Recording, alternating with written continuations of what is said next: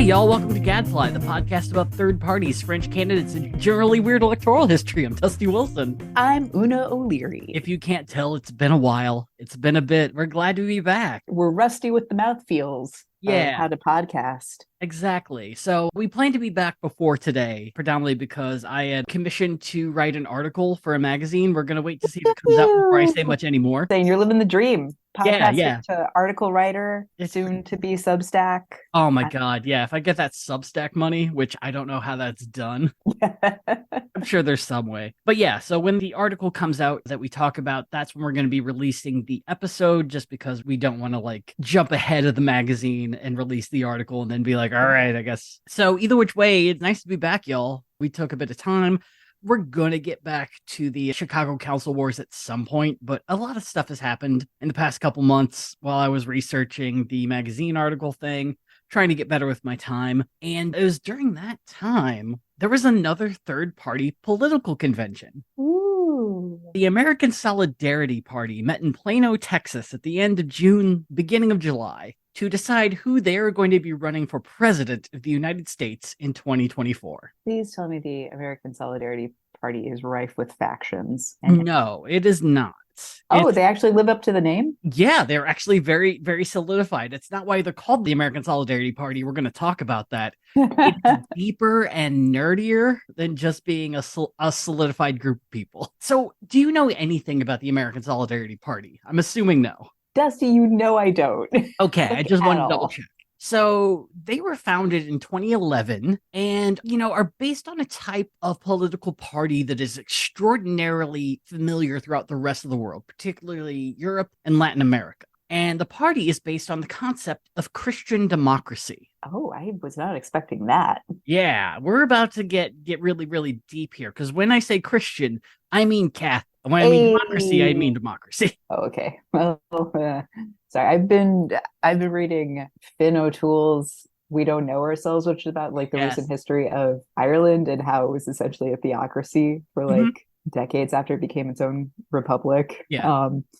So yeah, heavy asterisks on my end for that Catholic, but also democracy.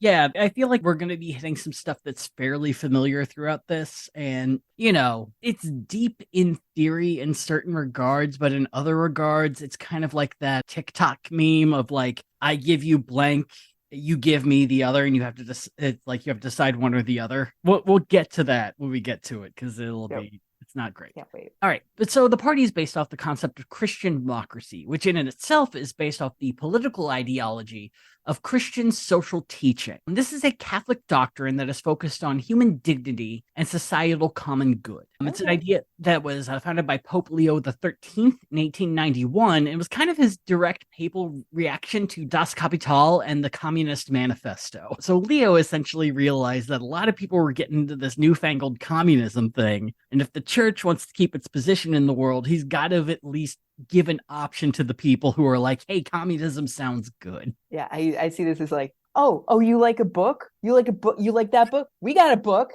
Yeah. We got we got the good book. It's got so many chapters, it has donkey sex at parts.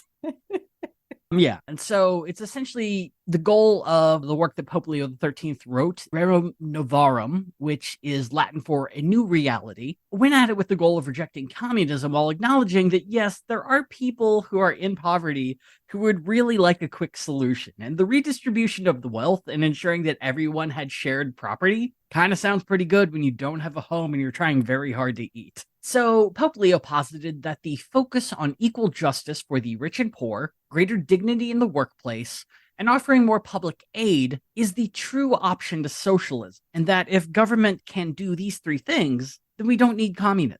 I mean, yeah, you look just that's fine. I mean, well, it's just but it's not working. Mm-hmm. No, we just need to fine tune capitalism. We need to just, give people a little bit more, as capitalism likes to do. This honestly is and I hate admitting this because I won't be one of those progressive Democrats are just fuck Democrats, but I will say this is giving shades of the emails I got after the after the Supreme Court ruled against any kind of student loan forgiveness. And then I got the emails being we're fighting. I'm great. How? Yeah. Just do it. Just do the thing. Just do it. Do you want to fight or not? I don't think you want to fight. I'm ready to fight. Yeah, it's got some big liberal energy, especially when, Pope Leo's writing about, hey, we need to give people more things while he's sitting atop his treasure trove of the Crusades. Just an entire vault of gold. Like as this episode will progress, no doubt you will hear me rant further and further about my anger towards the church, because yes, these are the ideals that I still believe in and think are great, and really, like, I see, like, facilitated in my cousins who are still practicing Catholics, and like comment on the whack-a-mole of I don't know, sexually abusive priests, anything, yeah, or just like the incredible wealth among cardinals, bishops, like those guys are getting to that level because of the perks. I mean, you're not wrong. You're absolutely not. So Christian social teaching would evolve through the years. Pope John the 23rd would solidify this theory in Catholic doctrine in 1961 and 63 with a pair of writings that mostly focused on the responsibility of rich countries to aid poor countries. I'm sure there were more details than that. I don't read Latin, and I'm not going to. And then it gets doubly enshrined by everyone's favorite, Vatican II. So the other thing that Christian democracy really stresses is the importance of solidarity, to which they mean committing oneself to the common good and not just, quote, vague compassion or shallow distress at the misfortunes of others. Look, guys, I need you to care. We can't keep doing hopes and prayers. I know you're not sad. I know you are going to hear this and be more angry that I made you sad than sad about the thing that is sad. So, I mean, when you put it like that, yeah, that'd be fucking great. I'd love that. It's also giving organizational flowchart meeting for a later. It's like, we're going to set up an initiative to study DEI practices Yep. in our highly white C-suite office. Yep. 100%. Yeah. It's definitely the sort of thing that, like, yeah, that sounds good. What's your fucking plan? What are you going to do? What are you going to do about the misfortunes that you yourself have caused? Yeah. Are you going to look at the history of the things that you've caused, or are we just going to move forward as if that never happened? Are we as an institution going to do one big confession? We're going to make one big confession booth that'll fit most of the world at the same time. And then we're good. We're golden. On 3. Okay. All right. We are capping this at 100 Hail Marys. Yeah. And then we're done. That's it. Yeah. We're going to get 100 bishops to each do one, and it'll be fine. So yeah, that's at least the concept of solidarity, which on its face, yes, I agree with that. It's a great sentence, but also where's your plan? Which makes it sound perfect for a third party.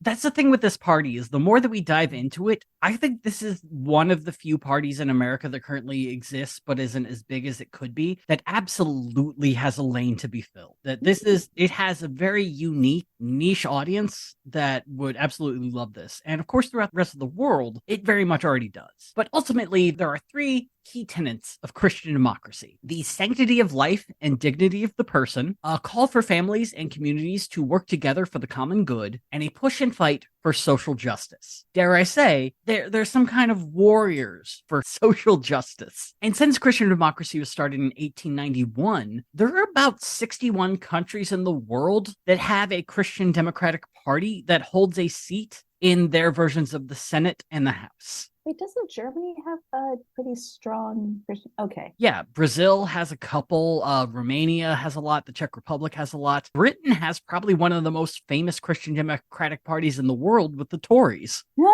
Technically, the Conservative Party in Britain is a Christian Democratic Party. Now, whether or not they self-identify, or I mean, I think that was the original concept going in. Oh, okay. Yeah, I think it's, very up for debate if they are fulfilling the key tenets of the party. But yeah, I mean, it's a party that has done very, very well across the world. I mean, a number of places that ends up getting founded after Pope Leo creates it. It ends up getting created in the wake of communism. But in a lot of European and Eastern European countries, it becomes founded in 1945, almost across the board. Yeah. It describes itself as, or at least the American version of the party, describes themselves as fiscally center-left and socially center-right. I'm actually going to send you a picture of the party logo because, dare I say, it's pretty good, at least when it comes to design work. I do love that they're the opposite of like so many centrist Americans who are like, I'm socially liberal, but my wallet is fiscally conservative. Right?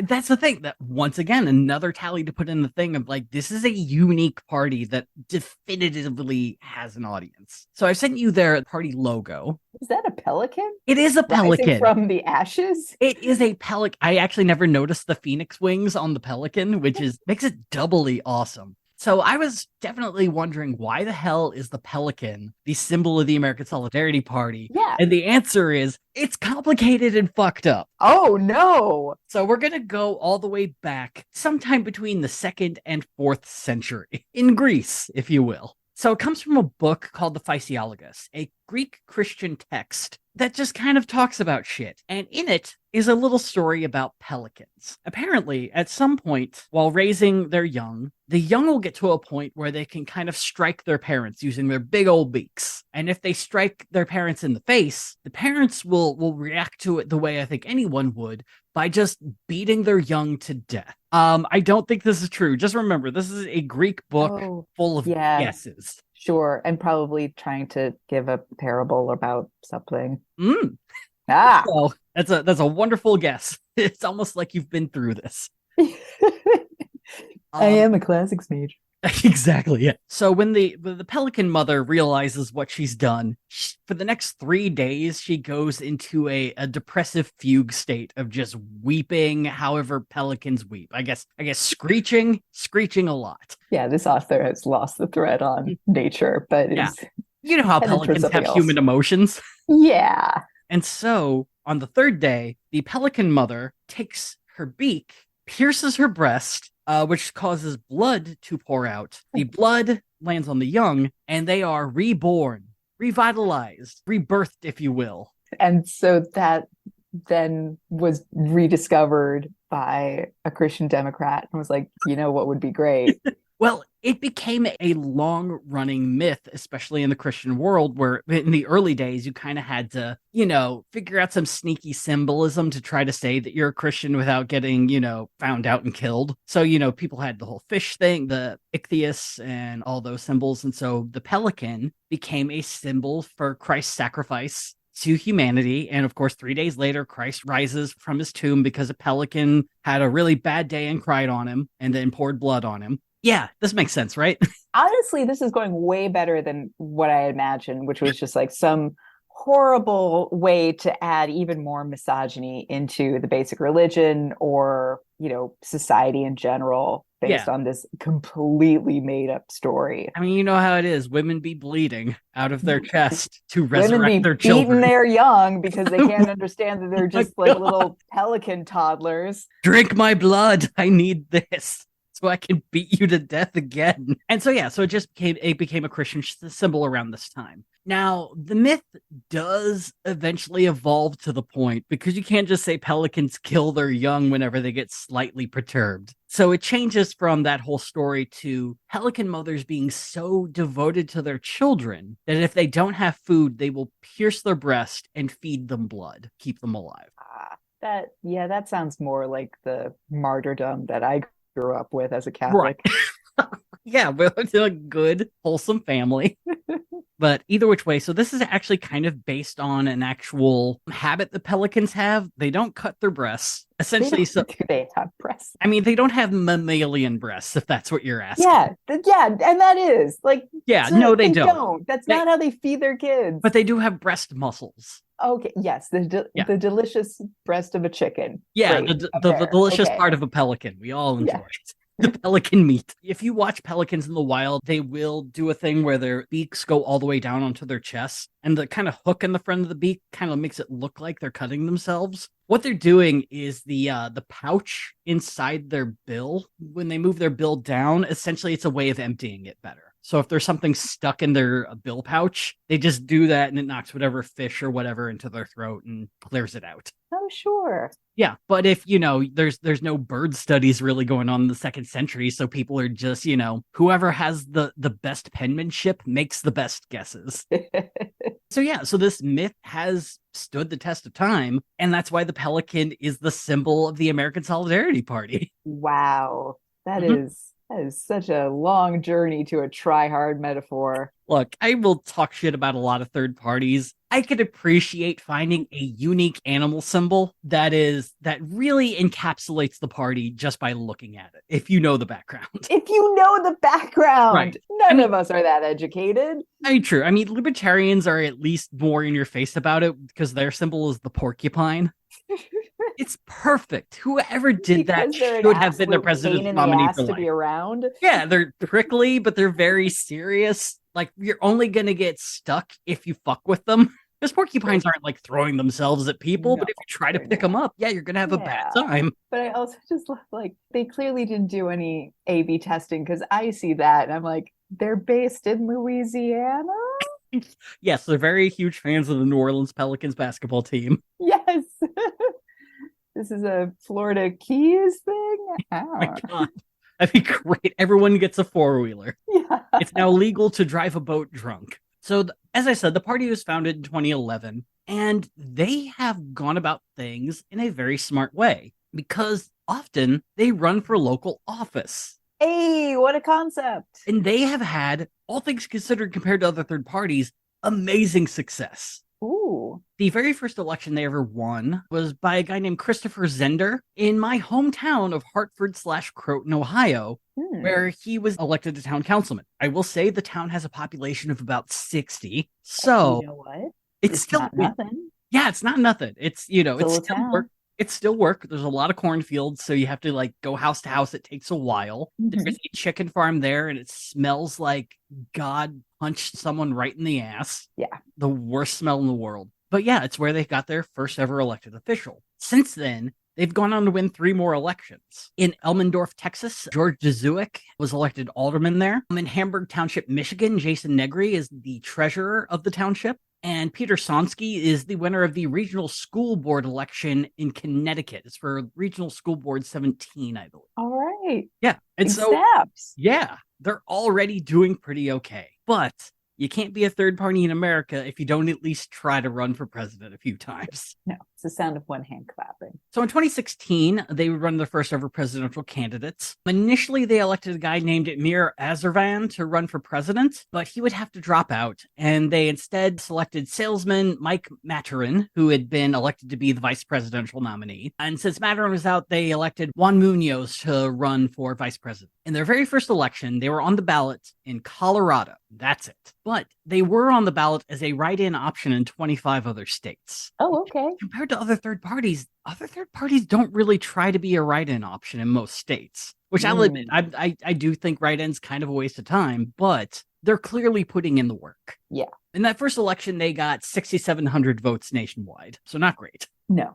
In 2020, they would run their second ever ticket with Brian Carroll, who is a teacher for president, and Amar Patel, who is the former chairman of the party. This time around, they got on the ballot in 9 states and were a write-in option in 31 states, which means that if they had won all of those states, they would have enough electoral votes to technically win, which is something that not a lot of third parties do. In 2020, the only third parties that could have that claim to fame were the Green Party and the Libertarian Party. Hey. And this time around, they got 42,000 votes, which means going into 2024, expectations are a bit high. Now, I don't think they're expecting to win, or at least from interviews that I have seen, but they're definitely expecting to get more than 42,000 votes. And at least they know going into it that they have automatic ballot status in Arkansas. And maybe if they do better in a few other states, they'll get even more automatic ballot status for 2028. It seems like they at least acknowledge that it's not an overnight success story. Like 100%. You need to just like a little bit with each successive election year. Yeah, they are a very reasonable and pragmatic party when it comes to success. Now, I am waiting for the other shoe to drop. Oh, it's going to drop hard because we're going to talk about the party platform. And the question that the party platform brings is, if you were to be able to get every progressive social service that you ever wanted, what would you give up to get it? Is this where I say like abortion for any and all women, basically? I mean, we might as well start there because they do. This isn't an American parable where it's like, oh, this country can be great, but so long as one child is enslaved Oh underneath. my God. Go home. I'm blanking on the name of the author, which is a Yeah, shame. yeah. Oh my God, yeah. Ursula Le Guin, I think. Oh, yeah, that sounds right. Yeah. Sounds correct. So, starting in the platform plank of life, family, and education. Under life, passed a constitutional amendment banning abortion and legally established that life begins at conception. Nope. All right, you're already Pass. done. All right, you're Nope. Yep. I'm already, out. all right. Because I'm as soon as we're done with this, I'm going to try to woo you with so much, Una.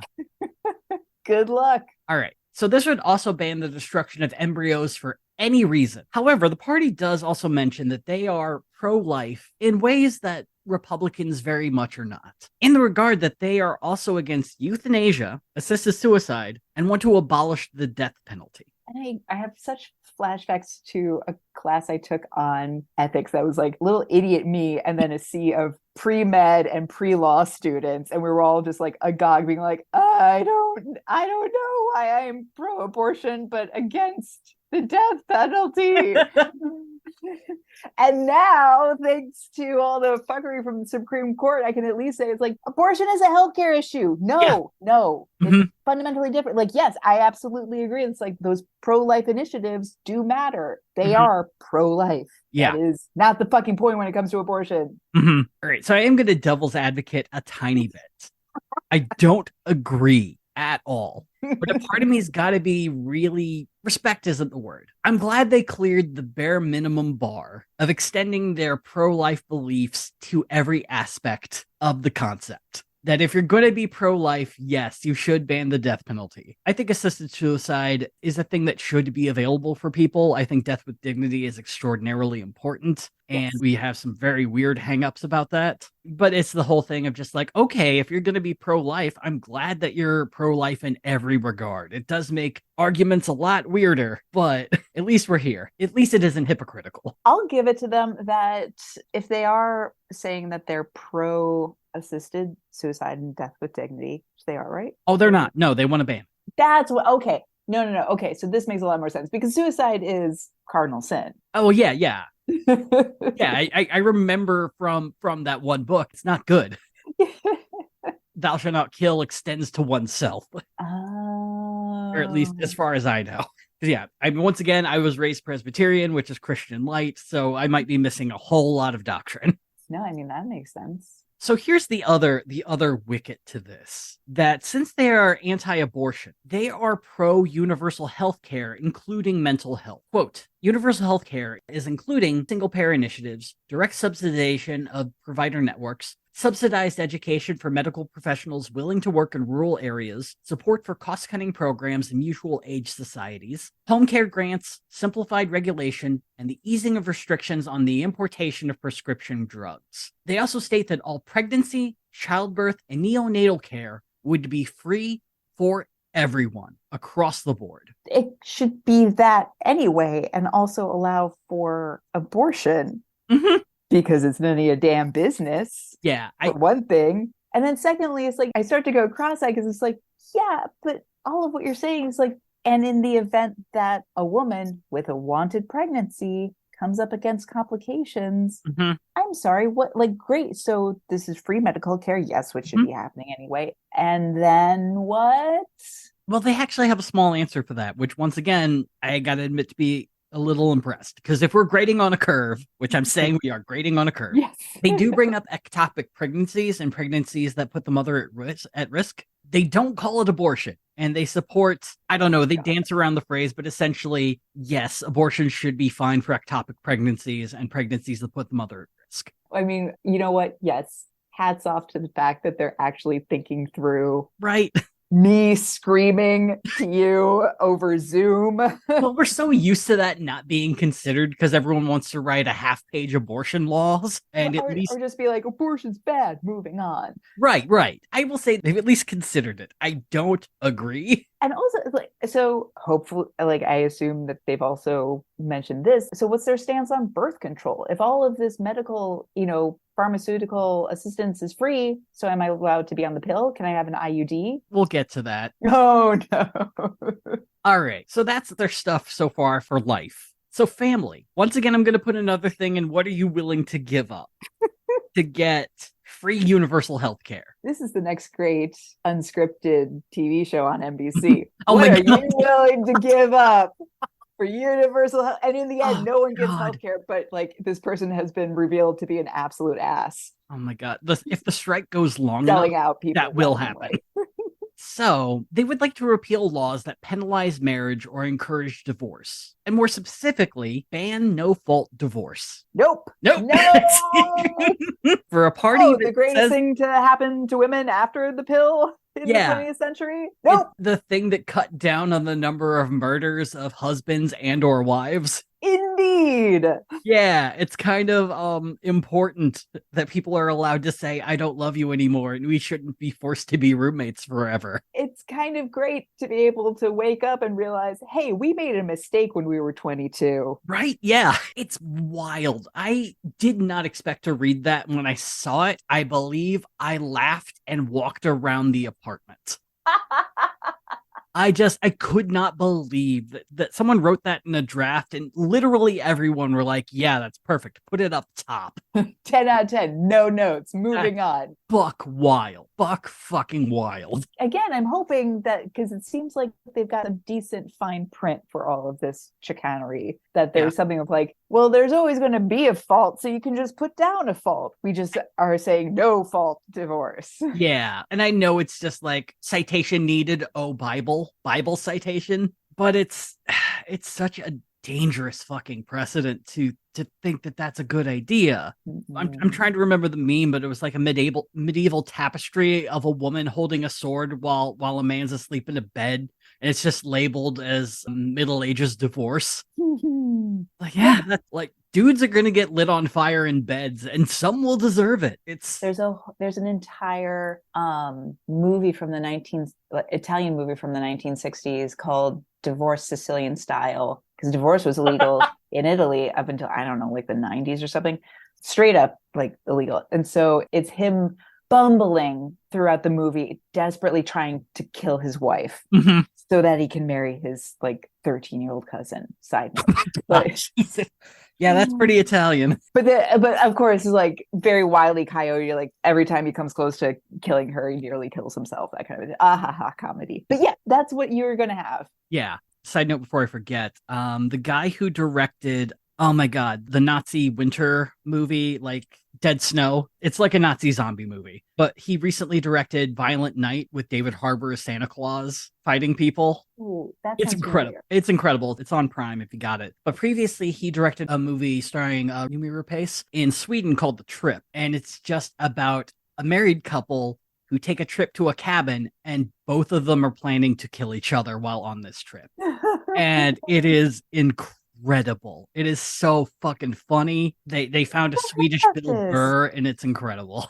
Yes. Oh, I'm going to check that out. Yeah, Noomi Rapace, that's her name. But yeah, it's really, really goddamn good. All right. But yeah, but with Italy, having, not allowing divorce for a very long time, I mean, you had a long tradition of poisoners. This is something that happened in France. It happened in Italy, of people just being given poison to have that sudden death divorce and get out of abusive relationships and just generally to marry someone that you love. And yeah, no fault divorce is a really good way to allow people to do that without someone dying. So now who's pro-life? I know, right?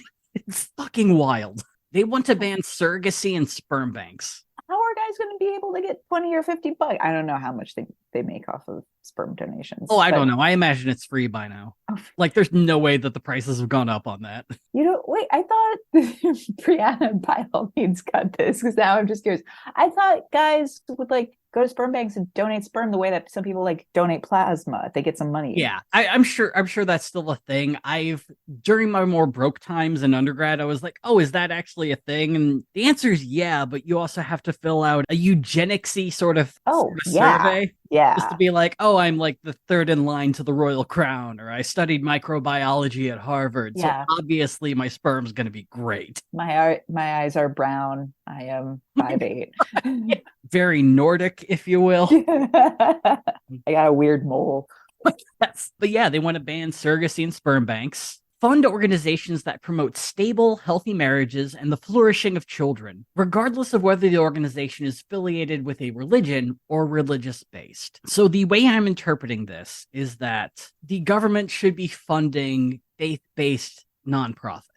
Oh, so we're just going back to the Bush era? No, thank you. Yeah, I assume they're also mentioning this is going to be in reference to Catholic Charities, which in some cities is very good and in some cities is just monstrous. It's run by the different dioceses in each different city, and some you'll have, oh, we're no questions asked helping immigrants and finding people housing and getting people free food. And in other places, it's like the Salvation Army, where it's like, if we even think you're gay, don't even come in. Right, And because it's dependent on literally the bishop, I don't know, whoever is in charge. And like, yeah, some of them are psychotic. right.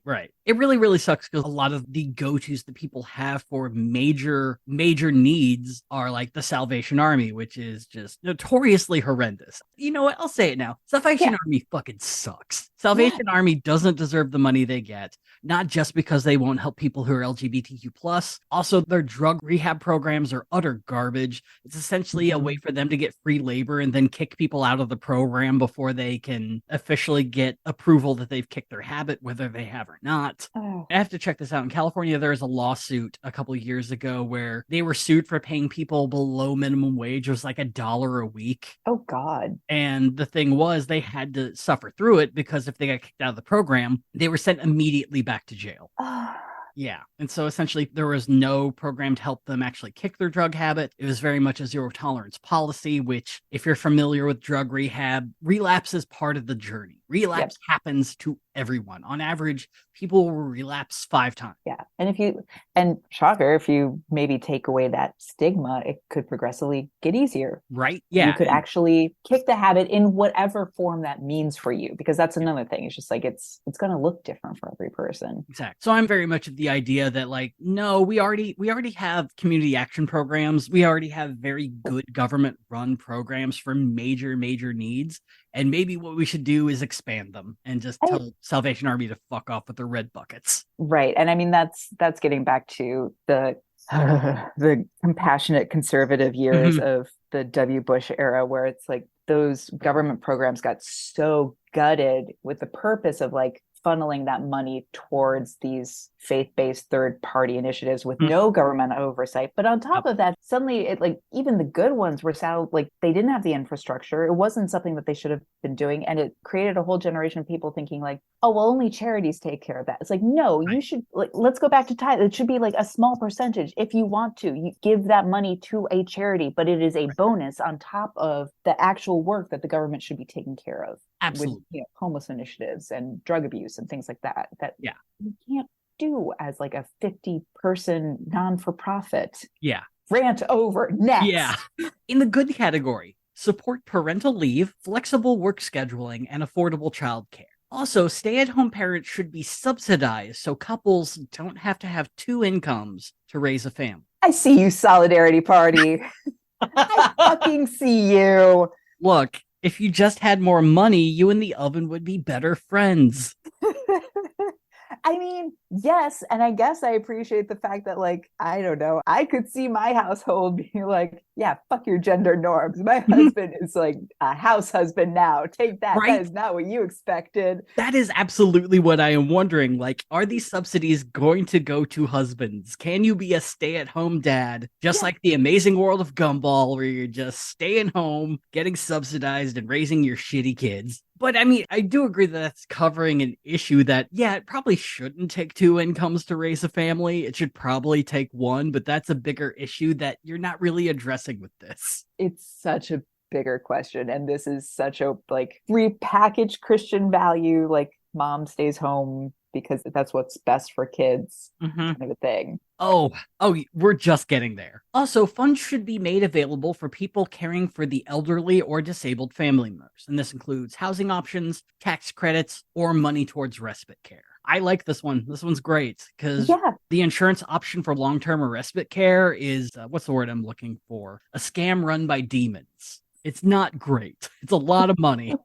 So yeah, I appreciate that. And then we immediately go to ban gender-affirming care for children, adolescents, and teens. Good Lord. Citation Bible. Dusty, so like in terms of like what will you give up for free healthcare? It just, I mean, this is a deal with the devil. There's so little compassion. Why is there so much like I'm getting a lot of the Christian, not a lot of the democracy? Yeah, that's a good point. However, there should be more child-friendly public spaces, and we need to encourage independence for children and not just punish adults for letting their kids go to the park and leaving them alone. And kids should touch grass and go outside more. Agreed. But like, whose independence can my child also just like run into a library and pick Mhm. up a book about gender affirming care? Right. Well, look, I mean, to use a Chicago specific example, yeah, it'd be great if kids had a place to go where cops weren't just waiting to arrest them. Yes. It'd be really cool if kids were given an option of free things to do where they could congregate and not be punished for it. This is also just like this is one where like so many of these platforms, I think to myself, like, they are not reaching far enough. Like, what is this? And this one, I was like, they reached too far. Like, Mhm. that is truly a matter for like local government because it's an issue of just parks and not Exactly. having a curfew. And yeah, and like reordering your police You know, service. now is actually probably a good time to bring up another key issue in Christian democracy, the principle of subsidiarity. It's more of like a Catholic Church theory that started within the church itself and then is kind of applicated as more of a government idea. And the idea is that if a problem can be handled by a group lower on the ladder, then it should be handled by the lowest ranking group possible. So like you said, if we need more parks, federal government shouldn't be building more parks in every town across America. That should be a local issue. Mhm. So that's kind of the idea, is that if there's a local issue, it should be handled by local people and trying to push down these ideas as much as possible to the smallest group of people who could get it done. So you feel like an asshole now. And if that local level is still touching young boys inappropriately, you just move I them to a different ladder. don't To a different appreciate your local weird ladder. hypotheticals that have never happened. Ugh. Anyway, so we're moving on to education. Families should be free to homeschool their kids or send them to either private or public school. So this is a very much a school choice vouchers sort of party. However, we should also push for raises for teachers and scholarships to private schools for poor families. Nope, that money should stay in public schools then. Mhm. Like give me property taxes divested from school funding. Give me that. Well, how about this? Teachers should be allowed to set their own curricula. Oh, but within the guidelines of local authorities. I guess I think it's odd, frankly, that for like all of the No Child Left Behind and then Common Core initiatives, there was actually, it's not surprising at all in America, but the fact that there's no like, there are some like statewide like leaving exams, but there's no nationwide leaving exam, probably because then we would have to face up to the fact that like there are 5 states where we have a slim majority of people like graduating at their level, Yeah. the level they should be. Well, it also throws in the issue with the guidelines of local authorities where you have these school boards that are now run by Christian nationalists and are very much deciding that teachers cannot teach certain things. Yep. So it's essentially they're just saying maintain the status quo because this doesn't change anything. Oh, definitely, especially not with the voucher garbage. Lessen the importance of standardized tests, which I think I can support that. I've heard enough about standardized tests and that they're very much skewed towards white America succeeding and not so much for everyone else. I mean, I will always be anti-standardized tests as someone who tests poorly. Fair enough. Fair enough. You know, like God help you, you've just got like an inkling of that ADHD wiggleness. Yeah. Hey, we're going to test for a week. Hope you don't get bored. Yeah. Good luck. Lessen the use of tech in the classroom, which, I mean, I'm not a parent. I don't know how much tech is being used currently. Yeah. And I don't know. Expand classes to include, quote, virtue and citizenship, understanding of the natural world, agriculture, trades, life skills, and useful crafts. I am all for more hands-on stuff and like bringing back like a legitimate home ec schedule as well as like wood shop and all that. Oh my God, if I actually learned how to cook in high school, that would have been amazing. It would have been great. Yeah. And not have it just as like the most bullshit single semester kind of a thing. Right. Virtue. Yeah, I want to know who is setting the course standards, who's writing the textbooks on virtue. I can't farm with virtue. yeah, it's not great. I also want to know, what are useful crafts? Is it Yeah. crochet? I mean, crochet is a useful craft. You can make clothes. Listen, it's fun. It's Yeah, nice. It's very calming. yeah. I imagine painting you could probably consider. Well, I don't know if painting counts as a craft. Yeah. So I hear useful crafts and all I think is like, oh no, are you going to make me monetize my hobby? Oh my god, it's nothing but cat's eyes for an entire I semester. just As for higher education, they want to increase funding of colleges in order to lower tuition, increase regulations on for profit colleges, and consider proposals for partial forgiveness of student loans, as well as opportunities to work off the debt. I'm already working off the debt. What do they Right? mean by that? Right. I That's mean, I want literally to know. what is I want to know happening. more too. Is it like a government works program where you're planting trees on the weekend to knock out your debt? Or are you working for your undergrad, like doing data entry, and that's helping you with the deductions? And and it's just like, I mean, cool. Like, yeah, call it the indentured servitude that we've all been living. Yep, Just yep. come out and say it. Well, and it's very obvious this was written before the Supreme Court decision as well. So I'm not really sure what they think of this now. Right. Yeah. Yeah. Also, I don't know how funding colleges more is going to lower tuition unless that's like baked in that, like, if we give you this money, you have to lower tuition by a certain percentage. Good luck, because as far as I know, part of the reason tuition skyrocketed is because universities realized that they could expect a certain amount of funding. And so they just Right. raised the price even further, knowing that they like certain students would get that funding regardless. Exactly. Yeah. All right, I'm going to read this one and I want your immediate reaction. Require sex ed classes to include, quote, accurate information of prenatal development, the risks of hormonal contraceptives, and the scientific evidence that abortion takes a human life. No. So not sex ed, like not No, at all. no, no. It's don't fuck ed. Yeah, no, this is abstinence 2.0. You are a murderer. So a little bit, I'm going to do a tiny, tiny devil advocate here. The risks of hormonal contraceptives. I want to know. I don't actually know what that means entirely, because I know some people have like weird reactions to the pill in general. Yeah, I never liked it. Yeah. But it's also such garbage.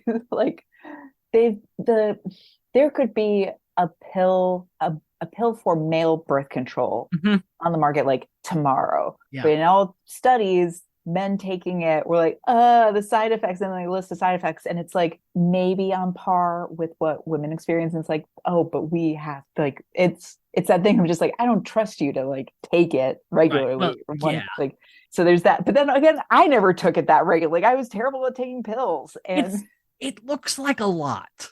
It's a hockey puck of medication. But here's like the other, a quarter of it's not even medication. It's like a placebo or something. Well, one week so that you have your period. Okay. Yeah, but why do you have to take it then? If it's like the fake shit, is it just habits? It makes your yes, it is. It's so that you're still taking a pill, and so you don't like fall off and totally forget. Okay.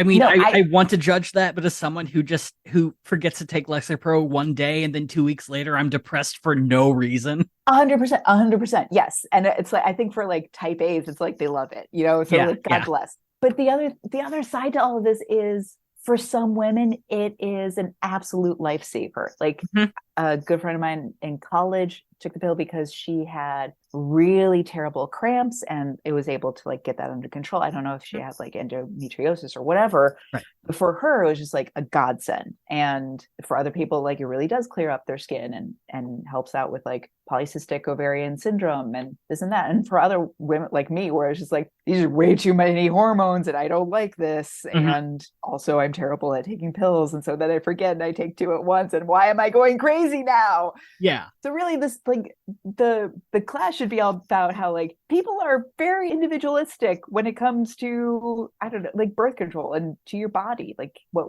may work for one person is not going to work for another person. Right. Well, now that we're done with that, we might as well move to an easier topic in their platform: religious liberty and civil rights. No. We advocate for laws that allow people of all faiths to practice their religion without intimidation, and we deplore secularism that seeks to remove religion from the public sphere. We are committed to the free exercise of religion guaranteed by the First Amendment, which should not be limited to freedom of worship that merely exists in private and within a house of worship. Faith is a public expression. Federal and state governments must safeguard laws that protect religious institutions, small businesses, and private individuals from civil or criminal liability for choosing to follow their conscience in matters regarding life, healthcare, morality, sexuality, and marriage. I was waiting for it, and then it got there. I was waiting for when it would turn. Yeah, and it became the gay cupcake makers. Yeah, or the again, anti-gay cupcakes. Once again, they clearly wrote this before the Supreme Court was done for the year. Because you got it, guys. It's definitely getting worse before it gets better, you motherfuckers. And also, I just don't trust these hoes either. Mhm. Like when they're like, oh, like faith is an expression, and you should be. It's like when you hear really good looking people say, it's like, oh my god, all body types are beautiful, and it's like until fat people show up on your Instagram feed. Yup. You know, I'm not a Satanist, but I highly doubt that they would be totally fine with Satanist business practices or whatever. They're not going to be cool about it. Yeah, they're not going to, like, you know, I can't remember what that religion where you just throw dead bodies into a pit for birds to eat. They're not going to be cool with that. Or sky funerals is what they're called. They're not going to be fine with that. They're going to fucking regulate that shit. It's all Judeo-Christian religions should be expressed out and free. I don't know what the problem is. Look, and you have to read between the lines, the Judeo is there just because of the end of days, and we gotta be friends. So it just flows off the tongue better. It does. You need that hyphenate. It's the 90s, man. Everyone loves a hyphenate. Oh my god, I hate it so much because it's once again that thing of like, how are you so burdened by this? How are people being prejudicial towards you and your religion? Right. You have the most powerful religion in the world. Yeah, and also a religion that is like in its molecular DNA based on self-righteous martyrdom. It's like, well, of course. So like, of course, you always just have to like play the oppression card. It's for the second time in your religion's history, you have a president of the United States, and no one's talking about how Joe Biden has a consistent loyalty to the Pope that will destroy America. It's, you guys are good. You're fucking fine. Truly, though. So, to counter that, they are in favor of reparations, sort of. Oh. They recommend that it would be done through a form of economic grants, affirmative action, which you can't do anymore. Wow, guys, like, maybe rewrite this. And quote-unquote continuing dialogue. Ooh. Cash in hand, motherfuckers. I would like to repeat the basis of your party's credo. Actually caring about stuff and not just doing hopes and feelings. Yeah, no, start Venmoing individuals. They also would like to oppose women from being required to register for selective service. What? No, no, women should be included in the draft. Yeah, but they want to repeal the Patriot Act, abolish the FISA court, and support banning privatized police and for-profit prisons. Yeah, great. This is the stuff. Yeah, if it was just like, hey, you want to join a party that's going to repeal the Patriot Act, get rid of the FISA courts, and get rid of for-profit prisons, I'd be on board. And then all of a sudden, it's Handmaid's Tale. And yeah. But like really crunchy about it. I know.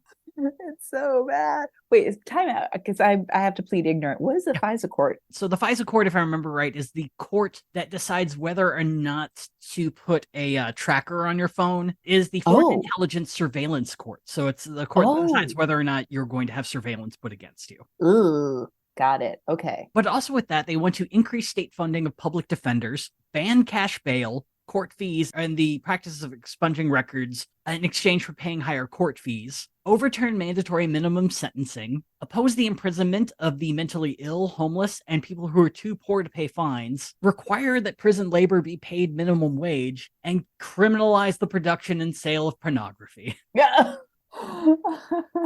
They deny that pornography is protected speech, which to do that, you're gonna have to take something to the Supreme Court. Yeah, good. Well, with the Supreme Court. I mean, they'll probably be able to with this one. Yeah, you're right. Fuck. We might have to make this a two-parter because I feel like the platform's gonna take us till 8. So we'll see how this goes. All right. Other pro-union, not much extra beyond that. They would like to restore the requirement that a company has to serve the public good if it's going to be granted an LLC license, which I didn't know was a part of being an LLC. I just thought people did it. Yeah, wait, say that again. What do they have to do for LLCs? Restore the requirement that a company serve the public good in order to be named an LLC. Right now, I think anyone can do it. Yeah. Oh, that's interesting. Yeah. They want to repeal legislation that makes shareholder interests more important than employee well-being and environmental protection. Encourage the Department of Labor to more fervently prosecute wage theft. Expand unemployment benefits to include startup capital to start or purchase your own business. I think that's kind of a wonderful idea, but I'd love to see more details of how they would put that in practice. Mm-hmm. Of course, since it's a biblical party, they want to get to really kind of work on usury, where, quote, predatory practices which care more for stockholder value than human life must cease. We call for community-oriented lending practices and mutual aid organizations to replace predatory lending agents that target poor people and working-class communities. We must reject a financial system based on saddling workers with debt and interest payments that merely fuel consumerism, and instead embrace one that encourages productive activity. Yeah, I mean, I agree. I think there's so many interesting financial initiatives you could talk about there and not that I'm surprised that instead it started to sound more like the sermon at mass than an actual initiative of allow the post office to have a banking wing or initiate like a government sponsored small checking account system. So any way to keep people out of those checking loan stores because they have other options. Right. And the final part in their economic platform allows student loans to be dischargeable in bankruptcy. Oh. Yeah. I declare myself bankrupt. Oh my God. We would be an entire generation waiting to declare bankruptcy. Bankruptcy lawyers would be buying 20 houses. Ooh, they'd be yachting it up. They'd be so happy.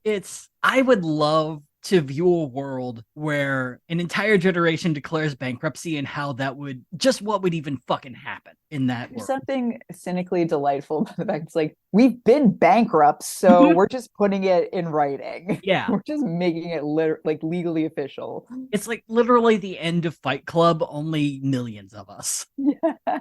Civic engagement and public services. I love so much of this plank in their platform. Switch to proportional representation in the House of Representatives, which means that instead of each House seat having a district, the entire country votes, and then based off of the percentage that each party gets, you get a proportional amount of the seats in the House. Whoa, what? Yeah, it's the way Britain does it, essentially. Oh, sure. Okay. Yeah. Okay. Yeah. So I like that a lot.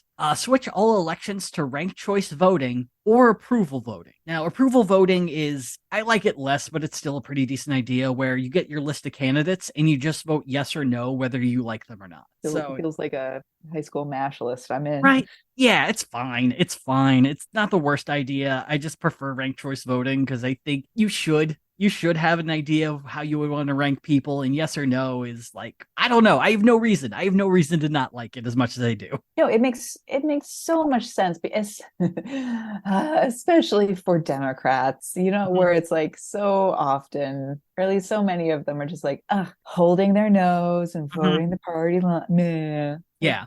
Just all right. Right. Well, and it's also a great way to kill the thing of being a spoiler candidate if you have ranked choice voting or approval voting. Yes. But that's not a conversation y'all are ready to have. There should be federal, state, and local public transit. This is the sexiest phrase I've heard this entire election season. I love it. And then I have to remember you want to ban porn and no-fault divorce, and I have to bring myself back to reality. Yep. Truly a Faustian deal. Repeal Citizens United. Yeah. Use antitrust laws to break up media conglomerates, which, I would like examples.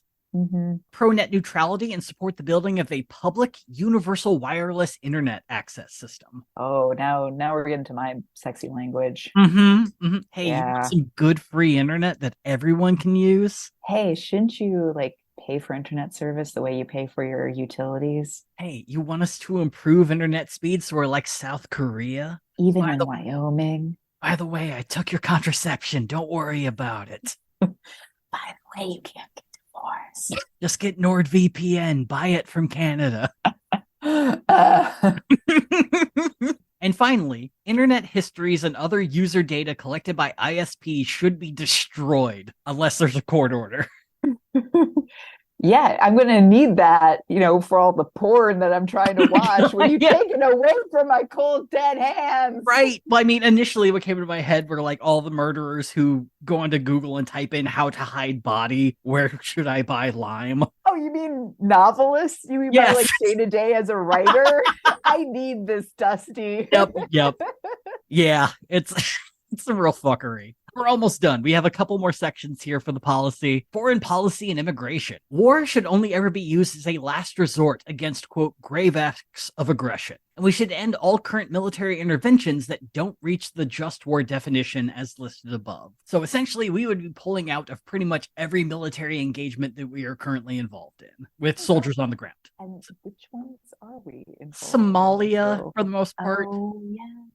Yeah, we've been in Somalia for far too long. But yeah, and so like I know there's like a small contingent in Niger, and I think we have some people in the Philippines as well. In the use of military drones, we assert Congress's right to declare war, because as it is right now, the president just kind of decides, and it's supposed to be Congress's decision. Right. Reduce the number of foreign military bases, negotiate an updated nuclear weapon treaty with Russia with a goal to lessen the amount of nuclear bombs, increase long-term foreign aid for places that we have invaded. Yes. Yeah. And for immigration, close all for-profit immigration detention centers, increase funding for immigration courts, expand monitoring programs to the point that detention is completely unnecessary, and create a path of citizenship for dreamers and for undocumented immigrants with no criminal history who are already here. Yeah. Yeah. And which makes, I mean, again, in line with a lot of Catholic thinking of helping the poor. Right. Once again, I mean, stuff that Catholic Charities in Texas does pretty regularly. And finally, environment. And they're pretty short on that one. It's ban federal subsidies on fracking, offer job retraining and direct family aid to coal and oil regions, repeal ag-gag laws, which essentially mean you can't go into like a slaughterhouse as like an undercover investigator and then come out and report all the terrible things that are happening there. In some states, that's massively illegal and will get you thrown in jail. No. Yeah. But those slaughterhouses are so bad. Yeah, they're all, but it's how they keep everything so cheap. But yeah, a lot of the larger slaughterhouses do not want to do that. They don't want you to know the terrible conditions that both the workers and the animals are under. And so that's the American Solidarity Party's official platform. Like I said, it's very much one of those things where there is so much in this I do like, and stuff that I think is very well thought through. And then the stuff that is, it's just a deal breaker.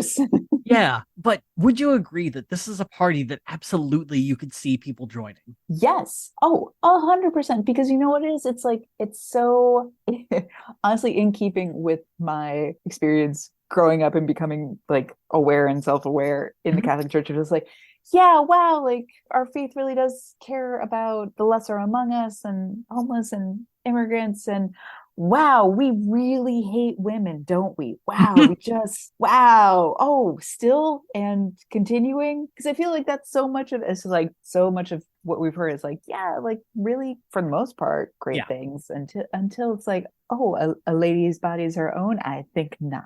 No, it's, oh my God. Yeah. Because there was a section that was listing all the various isms that Christian social teaching has been against. And it's like obvious stuff like Nazism, any sort of fascism, things like that. And then it's like feminism is also included. God damn it, guys. But I could absolutely see this being huge in like the suburbs of Cleveland or Baltimore or Boston. Yes. And it's got that like cool, fresh liberal veneer that people are like getting on board with after so much like MAGA-ness. Absolutely. Yes. It's very, liberal ant, I think, where it's like, yeah, I work at the food bank. Sure, I judge people, but they don't hear me judging them, but I'm helping. These people they're just so desperate, aren't they? Right. As you have a buttery shard to end your day. God damn it. I mean, there's definitely some good shit here, but mother of God, it's just too many deal breakers. So yeah, the platform definitely has a lot going on, but do you have like any feelings about this thus far? Like if you were approached with this party, how do you think you would react in general? I would react poorly, Dusty. Yeah. I would react very poorly in public. Yeah, it's sad. But like I said, if we're grading on a curve, I got to give top marks for being unique, that they're actually filling a lane. Yeah. They're very clearly running this in a very intelligent way, that they're doing local elections first and then just doing presidential nominees just to let people know about the party with really no assumptions that they're going to win. That suddenly there's going to be an American Solidarity president in 2024. I don't think anyone in the party believes that right now. Yeah. And I appreciate that humility, nor am I Right. surprised, again, from the Catholic Right. Party. Damn it, right. We're going to be cutting it off here because there are 5 candidates that we got to talk about for this particular party and the people who are trying very, very hard to be the presidential nominee. But we're going to leave off for that for a part 2. That'll be either coming in 2 weeks or maybe we can figure out a way for it to be 1 week. I don't know. We'll think about it. We'll figure it out. Part 2 or part Vatican 2? Oh, my God. I'm just, God damn it. I hate it. I hate it so much. Yeah. We'll see you next time on Gadfly. Peace be with you. Oh my God. Gadfly is a production of Added Serotonin. Our episodes are edited by Brianna Valentine of Rem Alternus Productions. Our theme song is Sophomore Makeout by Silent Partner, and you can find us on Twitter and Instagram at GadflyPod. Ready to level up your cosplay game? Check out the Geek Forge on Etsy. With a variety of props to give your photos that extra spark, you'll find just what you need. Hold magical fire in the palm of your hand, or take a potion to restore your mana.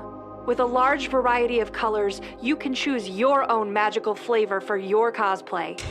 Bring drama to your photo shoots with these vibrant props and more, all available at the Geek Forge. Are you ready to level up your cosplay?